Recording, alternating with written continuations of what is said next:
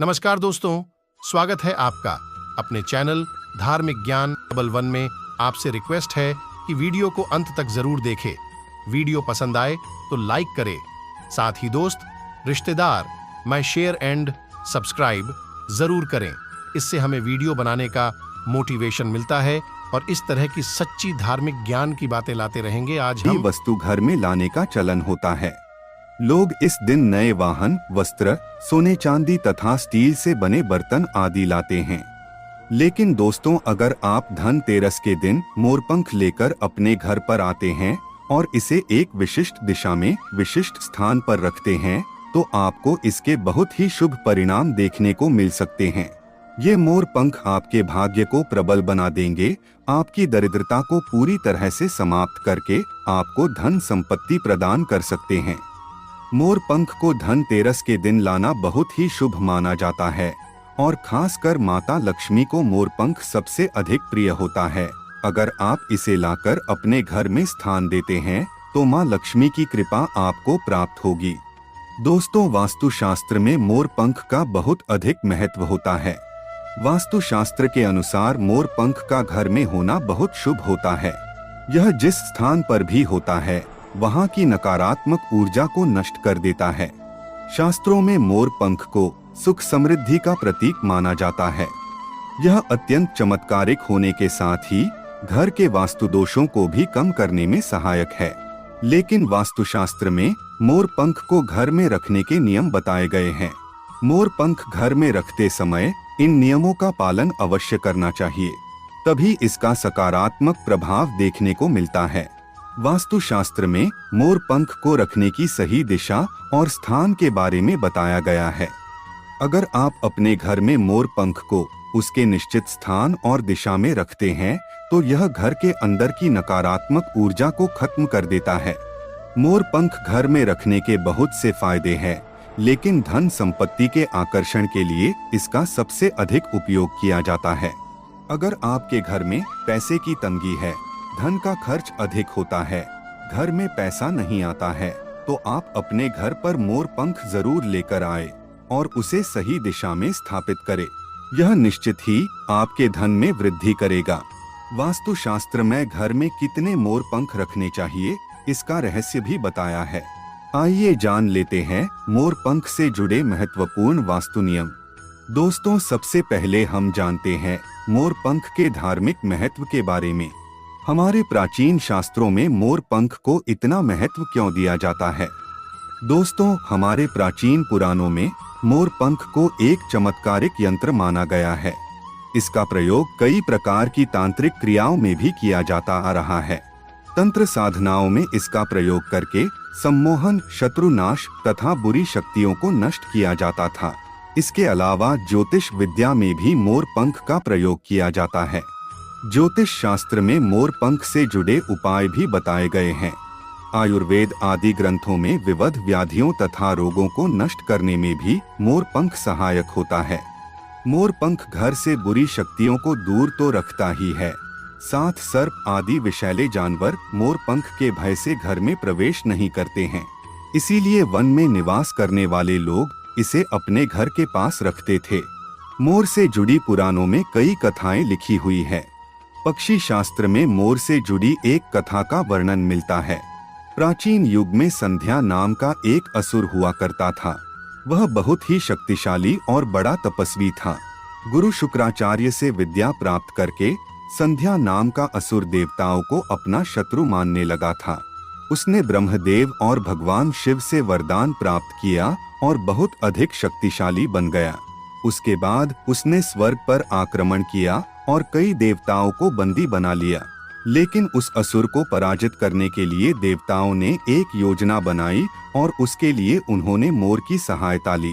सभी देवता और नवग्रह मोर के पंखों में विराजित हो गए, जिससे मोर बहुत ही अधिक शक्तिशाली बन गया और विशालकाय रूप धारण करके उस मोर ने संध्या असुर पर आक्रमण कर दिया। इस युद्ध में संध्या असुर का वध हो गया और देवताओं को उनका आधिपत्य फिर से प्राप्त हुआ। सभी देवताओं ने मोर की प्रशंसा की और उसे भी पूजनीय होने का वरदान दे दिया। तभी से मोर को बहुत ही पवित्र माना जाता है। जिस स्थान पर भी मोर पंख होता है वहाँ पर 9 ग्रहों का अशुभ प्रभाव नहीं पड़ता है। दोस्तों, केवल ऋषि मुनि और देवता ही नहीं बल्कि भगवान श्री कृष्ण भी मोर की प्रशंसा करते हैं। भगवान श्री कृष्ण ने मोर की श्रेष्ठता का वर्णन किया है और उन्होंने मोर के पंख को अपने मुकुट में धारण करके मोर के श्रेष्ठ होने का प्रमाण भी दिया है। मोर पंख के बिना भगवान श्री कृष्ण कहीं पर भी नहीं जाते हैं। श्री कृष्ण कहते हैं, मोर शांति और प्रेम का प्रतीक है। मोर सुख समृद्धि का भी प्रतीक है। मोर का पंख मनुष्य की हर प्रकार की नकारात्मक शक्ति से रक्षा करता है। दोस्तों, मोर को विविध देवी देवताओं के प्रतीक के रूप में पुराणों में दिखाया गया है। माँ लक्ष्मी, देवी सरस्वती, भगवान श्री गणेश, भगवान कार्तिकेय जी, ऐसे अनेक देवी देवताओं का संबंध मोर से जोड़कर दिखाया जाता है। माँ लक्ष्मी धन संपत्ति ऐश्वर्य प्रदान करने वाली देवी है। माँ लक्ष्मी को मोर पंख अत्यंत प्रिय है। माँ लक्ष्मी के पास मोर पंख रखने से माता प्रसन्न होती है। माता सरस्वती का वाहन मोर है, इसीलिए विद्यार्थियों को अपने पास मोर पंख अवश्य रखना चाहिए। यदि आप घर में बांसुरी में मोर पंख डालकर अपने घर में रखते हैं तो इससे परिवार में सुख शांति का वातावरण निर्माण होता है। दोस्तों, हमारा घर एक मंदिर की तरह होता है। अगर इसमें रहने वाले सदस्य रोज आपस में झगड़ा करने लगे तो यह मंदिर कम, युद्ध का मैदान अधिक लगने लगता है। घर में क्लेश और झगड़े होने के कई कारण हो सकते हैं, लेकिन सबसे बड़ा कारण होता है घर में नकारात्मक ऊर्जा का प्रवेश करना।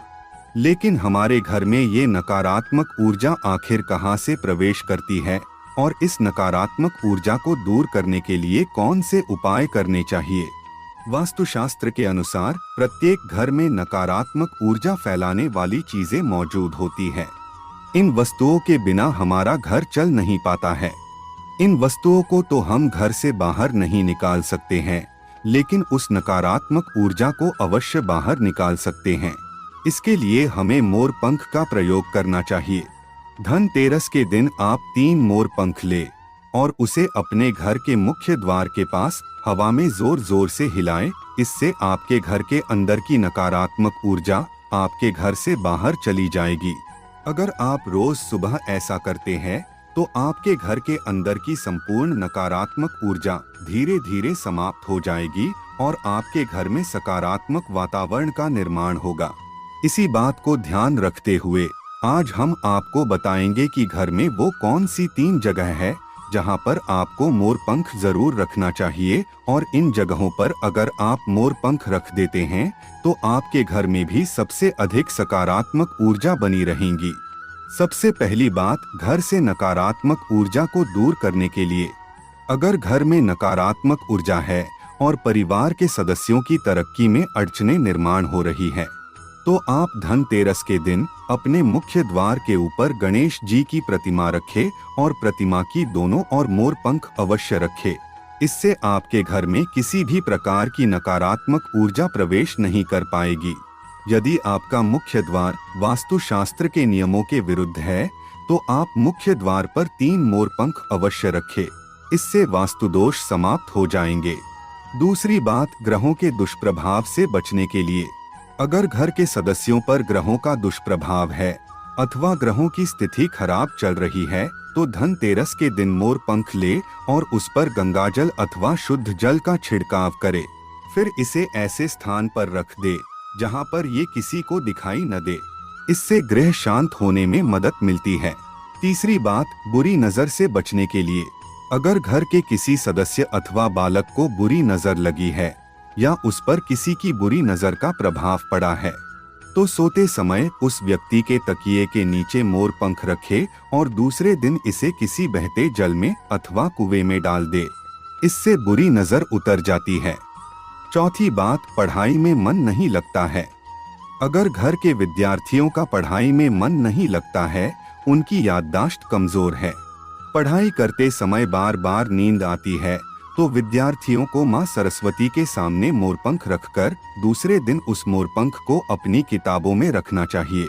इससे विद्यार्थियों में एकाग्रता बढ़ेगी और माँ सरस्वती की कृपा बनी रहेगी। 5वां उपाय, दुष्ट शत्रुओं से छुटकारा पाने के लिए अगर कोई शत्रु जानबूझकर आपको परेशान कर रहा है और बार बार आपको नुकसान पहुंचाने का प्रयास करता है, तो मंगलवार के दिन हनुमान जी की मस्तक का सिंदूर मोरपंख पर लगाएं और सुबह के समय बिना नहाए ही इसे बहते हुए जल प्रवाह में अथवा कुएं में डाल दे। इससे शत्रुओं से छुटकारा मिलता है। छठी बात, मनवांछित फल प्राप्ति के लिए।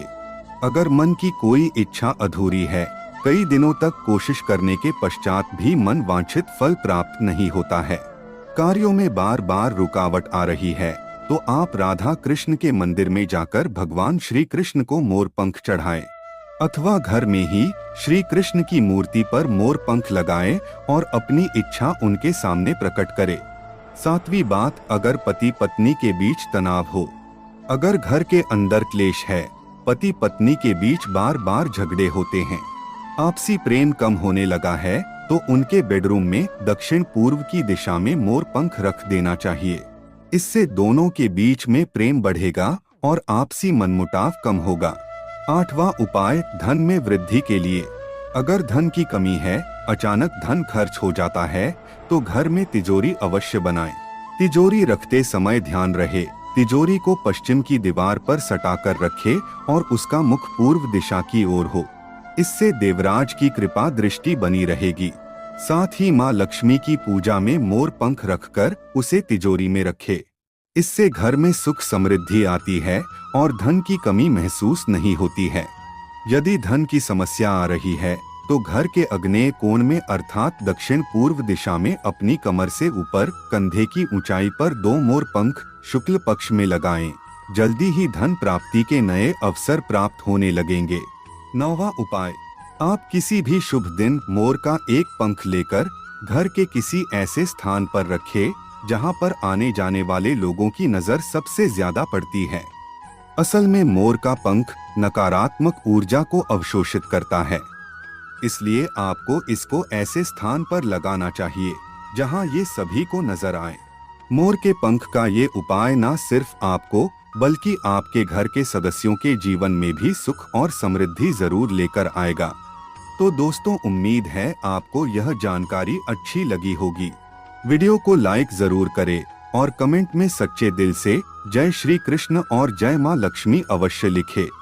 साथ ही आप इस चैनल को सब्सक्राइब कर लीजिए ताकि आपको ऐसी ही आध्यात्मिक जानकारी प्राप्त हो। आप सभी का धन्यवाद।